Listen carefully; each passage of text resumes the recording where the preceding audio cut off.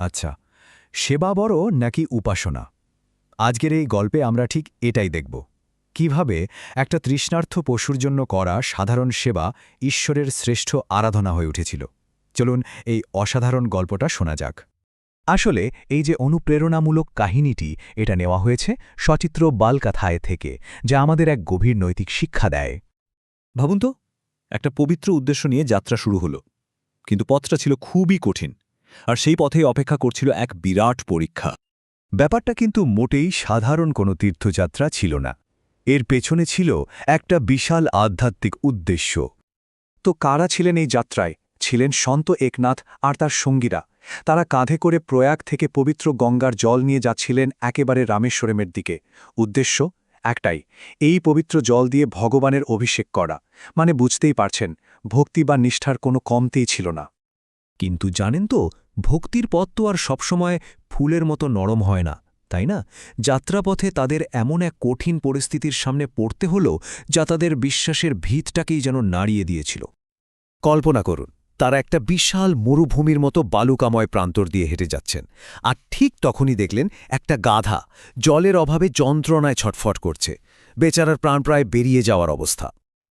আর ঠিক এই মুহূর্তেই গল্পের আসল টুইস্টটা শুরু হয়। একদিকে ছিল ধর্মীয় প্রথা মেনে চলার দায়িত্ব, আর অন্যদিকে ছিল একটা অসহায় প্রাণের প্রতি মুহূর্তের করুণা। কোনটা বাঁচবেন তারা? এই দৃশ্যটা দেখে সন্ত একনাথ কিন্তু এক সেকেন্ডও ভাবেননি। তিনি সাথে সাথে নিজের কাঁধ থেকে পবিত্র গঙ্গা জলের পাত্রটা নামালেন আর সেই তৃষ্ণার্ত গাধাটার মুখে জল ঢেলে দিলেন। কিন্তু একনাথের এই কাজটা দেখে তার সঙ্গীরা তো রেগে আগুন। তাদের চোখে যে জল ভগবানের জন্য রাখা, সেটা একটা পশুকে দেওয়া, এ তো মহাপাপ। দেখুন, তাদের যুক্তিটা কিন্তু খুব সোজা সাপটা ছিল। এই পবিত্র জল শুধু আর শুধু ভগবানের জন্য, কোনো পশুকে দেওয়ার জন্য নয়। কিন্তু একনাথের কাছে ওই মুহূর্তে একটা মরণাপন্ন প্রাণীকে বাঁচানোর থেকে বড় কোনো ধর্মই ছিল না। তো এই যে এত বড় একটা ঘটনা ঘটল, এর পেছনে সন্ত একনাথের ভাবনাটা ঠিক কী ছিল? চলুন এবার সেটাই জানা যাক। তার ব্যাখ্যাটা কিন্তু খুব গভীর। সঙ্গীরা তো রেগে গিয়ে তাকে কত কথাই না বলল, কিন্তু এই তীব্র বিরোধিতার মুখে একনাথ কি উত্তর দিয়েছিলেন? তার উত্তরটা খুব শান্ত, আর তার মধ্যে লুকিয়েছিল আসল জ্ঞান। একনাথ খুব শান্তভাবে বললেন, ভগবান ঘট ঘট বাসি হে। এর মানে কি? এর মানে হল, ঈশ্বর তো প্রতিটি কণার মধ্যেই আছেন।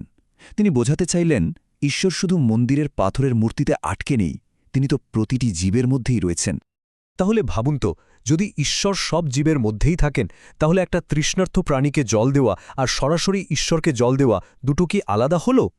এটাই ছিল একনাথের মূল দর্শন। তিনি এর সাথে আরও একটা দারুণ কথা বলেন।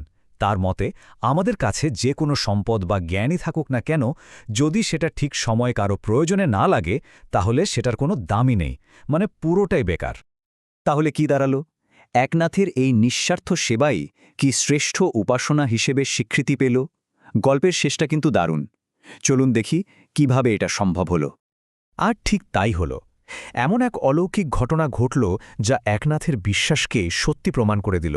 বলা হয়, তার এই নিঃস্বার্থ সেবার ফলে সেই জল নাকি সরাসরি রামেশ্বরমের শিবলিঙ্গে অর্পিত হয়েছিল। মানে তার তীর্থযাত্রা সেই মুহূর্তেই সফল হয়ে গেল। সুতরাং এই গল্পের আসল শিক্ষাটা কি? খুব সহজ।